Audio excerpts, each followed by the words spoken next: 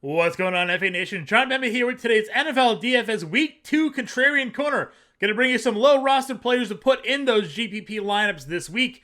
We're going to kick it off at the quarterback position here. We're going to run out Jameis Winston. Pretty strong showing for Winston in week 1. A lot of it came in the second half, but it came nonetheless. 67% of his passes were completed, 269 yards, and 2 scores for over 21 fantasy points for Winston there. We know this week's matchup is going to be tough for the Saints to try to run the football against Tampa Bay, so I'm expecting plenty of pass attempts here in this spot for Winston against his former team, a little revenge narrative play. And last season, remember, Tampa Bay really struggled defensively on the road. This is a spot where the Saints are only a 2.5-point home underdog. I think they're going to throw a ton in this one. All systems should be go here for Jameis Winston, especially at this cheap price point.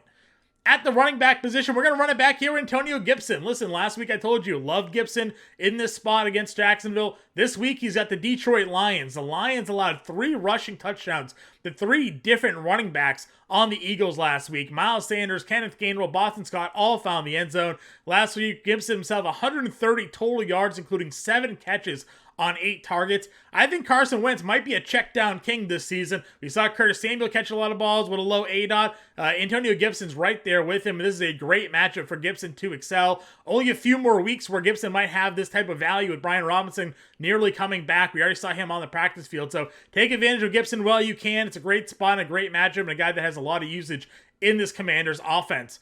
At wide receiver, let's pair up Jameis Winston with Michael Thomas here. Thomas, 5 catches, 57 yards, and 2 touchdowns. Really started to look like him formed himself there in the second half of that game. Hamstring showed no real problems for him. And again, we're looking at a Buccaneers defense that struggled on the road last year. You get him inside on a turf in that Dome Stadium in New Orleans. I think Michael Thomas is going to be looking to show out in front of his home crowd for the first time in over a year. Put him in your lineups. Could be the cheapest we get him again this entire season.